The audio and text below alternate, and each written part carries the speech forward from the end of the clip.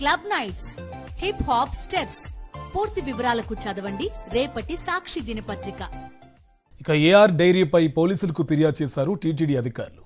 Adulteration test report ఆధారంగా Tirupati east police స్టేషన్లో ఫిర్యాదు చేశారు.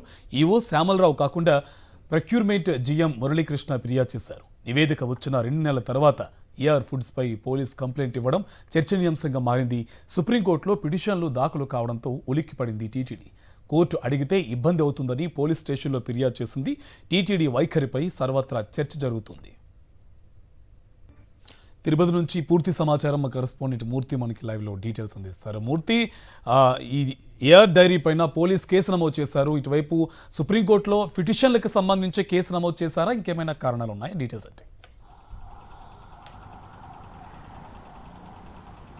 కార్తీక్, ఏదైతే టీటీడీకి లడ్డు ప్రసాదాలకు సరఫరా చేసేటువంటి నెయ్యి నాసిరకంది సరఫరా చేశారంటూ టీటీడీ 2 నెలల తర్వాత ఏదైతే ఒక ఎన్డీడీబీ ల్యాబ్ రిపోర్టు వచ్చిన తర్వాతన 2 నెలల తర్వాత ఆలస్యంగా మేల్కొంది. ఈ నేపథ్యంలోనే నిన్న మధ్యాహ్నము టీటీడీ ప్రొక్యూర్మెంట్ జీఎంగా ఉన్నటువంటి మురళీకృష్ణ తిరుపతి ఈస్ట్ పోలీసులకు ఫిర్యాదు చేశారు. ఇవన్నీ చూస్తూ ఉంటే వైఎస్ఆర్ కాంగ్రెస్ పార్టీ అధినేత రాష్ట్ర మాజీ ముఖ్యమంత్రి వైఎస్ జగన్మోహన్ రెడ్డి యొక్క ఘటనకు సంబంధించి పోలీసులు ఎందుకు కేసు నమోదు చేయలేదంటూ ప్రశ్నించిన తర్వాత ఇటు సుప్రీంకోర్టులో పెద్ద ఎత్తున ఏదైతే వైఎస్ఆర్ కాంగ్రెస్ పార్టీ నాయకులు ప్రత్యేక స్పెషల్ పిల్ దాఖలు చేసిన తర్వాత, సుబ్రహ్మణ్య స్వామి పిల్ దాఖలు చేసిన తర్వాత టీటీడీ ఆలస్యంగా మేల్కొంది. ఘటనకు సంబంధించి నెయ్యి సరఫరా చేసినటువంటి నాసిరకం నెయ్యి సరఫరా చేశారంటూ తమిళనాడు రాష్ట్రం దిండిగల్కి చెందినటువంటి ఏఆర్ ఫుడ్స్ సంస్థ పైన నిన్న అధికారికంగా ఫిర్యాదు చేసింది. ఈ నేపథ్యంలోనే ఈ ఘటనకు సంబంధించి తిరుపతి ఈస్ట్ పోలీసులు BNS 470 కింద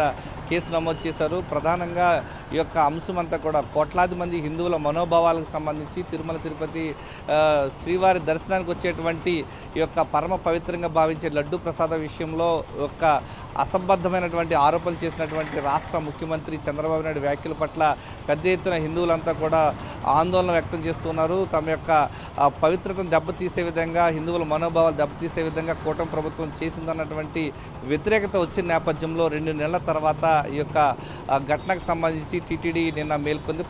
ప్రాయశ్చిత్తంగా ఈ యొక్క కేసు విషయం నుంచి బయటపడేందుకు, ఈ యొక్క వివాదం నుంచి బయటపడేందుకు టీటీడీ నిన్న అధికారికంగా పోలీసులకు ఫిర్యాదు చేసింది. ఈ యొక్క ఘటనకు సంబంధించి పోలీసులు ఈ రోజు నుంచి విచారణ చేపట్టబోతున్నారు.